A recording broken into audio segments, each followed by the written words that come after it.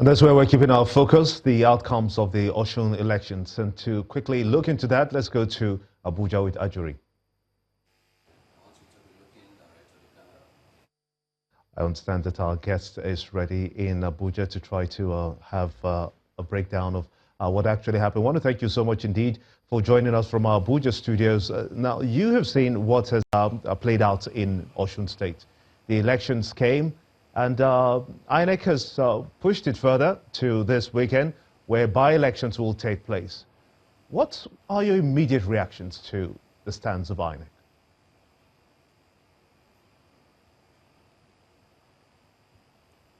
Good morning. It's a pleasure to be in your studio today, as always. The immediate reaction that I have as a member of the People's Democratic Party and as the spokesperson for the Saraki campaign organization is that we believe that a victory that was certain, a victory that was definite, a victory that was that should have been immediately declared has been delayed.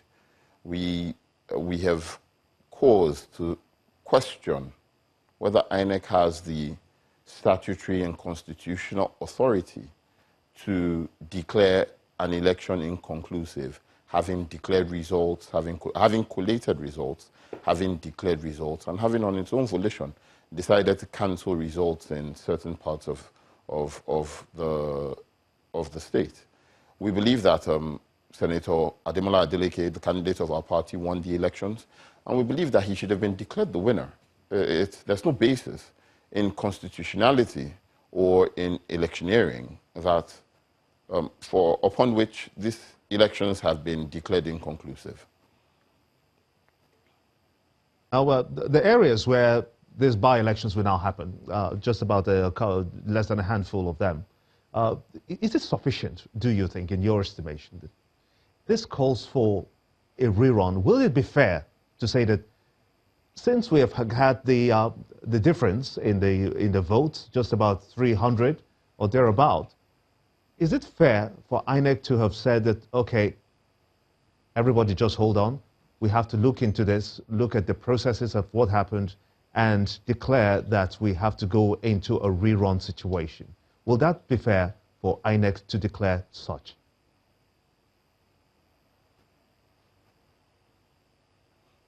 I don't think we should focus on what is fair. I think we should focus on what is legal. The Constitution stipulates two requirements to win an election into the office of governor. Both requirements are: one, win a majority of the valid votes cast on the day, and two, win 25% of the vote in 2/3 of the local governments in the state, Section 179, subsection 2 of the Constitution. Now, of course, I mean, we won the majority of the valid votes cast by 353. It would have been more, but for several instances of malpractice in several areas. On the second requirement, Senator Adeleke won 25% of the votes in 26 of the 30 local governments. So already, that constitutional requirement is met as well. The Constitution says nothing about declaring an income or about a margin having to be more than the margin, about a margin having to be more or less than the number of cancelled votes.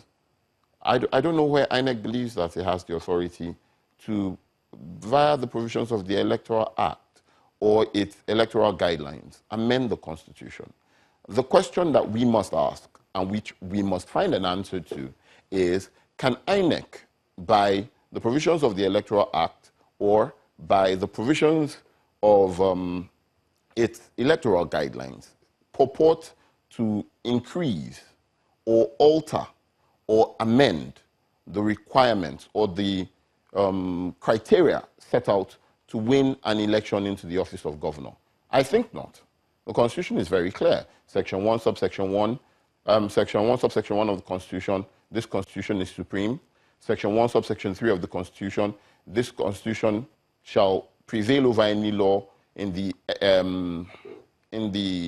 event of any inconsistency, and in that event, that other law must abate to the extent of its inconsistency. It's very clear.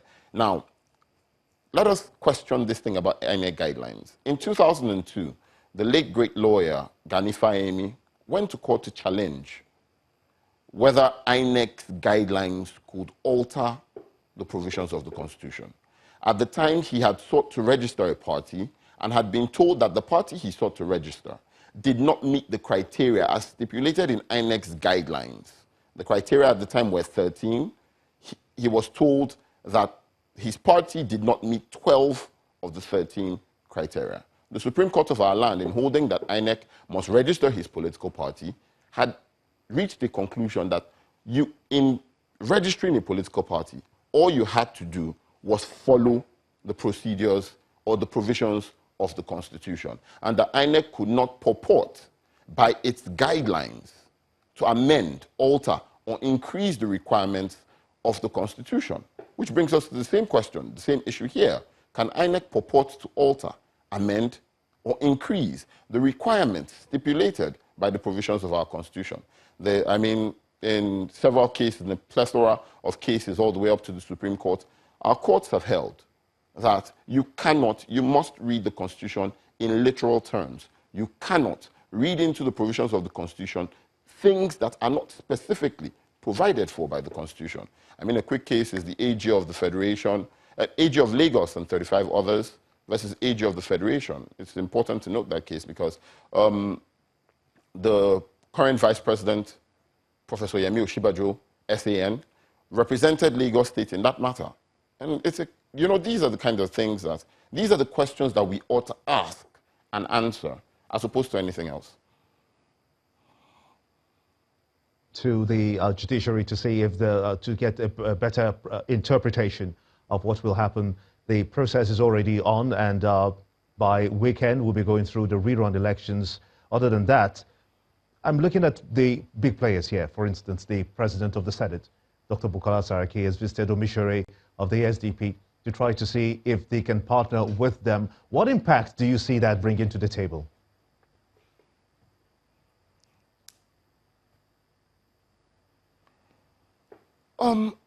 Senator Omisore, I think, is at heart a member of the PDP. He, despite flying the flag of the SDP, I think at heart, having grown with the party over the years, I think at heart he's a member of the party. And I think because he's a member of the party at heart, it would be easier to work out some sort of working relationship with him. A relationship is necessary because anybody who discounts his influence over the votes or over politics in Osun State probably is a little bit naive. Having scored about almost 130,000 votes, you'd see that he's a substantial influence on the process of electioneering in the state. We hope, we believe, we have reason to believe, having entered into that discussion with him yesterday and exchanging ideas, we have reason to believe that he will support going into Thursday, into the rerun elections. We have reason to believe that he will support our candidate and that he will cause the people who follow him to also support and vote for our candidate. The underlying sentiment amongst both camps, the PDP and the SDP, is that the leadership of Osun State over the last 8 years has been dire. It has been led into an intractable amount of debt.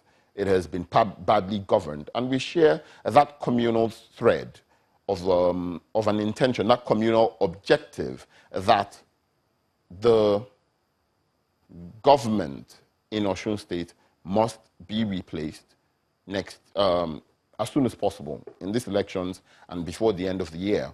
Our idea is so that we will open the books, we will open the records of governance, financial, contractual, and all that, so that the people of Osun, and by extent, in general, the people of Nigeria, will see how badly that state has been governed over the years, and then we'll begin to put in place our programs and our policies to ensure that over the years we will be able to positively impact on the life and the welfare of the Osun people and the Nigerian people in general. Okay, Mr. Onoja, you mentioned something earlier about the Supreme Court and registration of a political party. But let's look at the matter of the Falike versus Abubakar in Kogi State, which was quite recent. And then the Supreme Court rules that INEC can declare an election inconclusive. And that had to do with cancelled votes and valid votes as well. How do you weigh the two against this particular situation?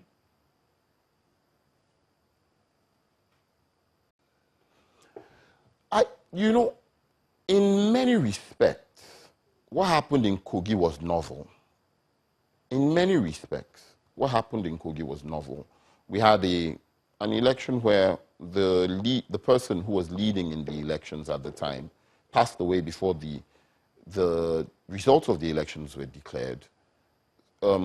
We had a situation where, as a result, the information came out during the course of the day that he had passed away, and there was responses here and there. As much as that there had been a Supreme Court decision, and I recognize that, I've read that decision, and it doesn't exactly agree with what my position is. But I'm also aware that we can approach the Supreme Court to depart from its previous position, which is what we intend to do. We intend to go back and argue at the Supreme Court that, well, for whatever reason, look, this is what the provisions of the Constitution stipulate, and they are very clear. This is what the previous decision of this self-same court states, and it is also very clear. We believe that a combined reading of these two things substantially departs from a position that you held in very unique circumstances. These circumstances, as we have now in Osun, are less unique than what went on in Kogi.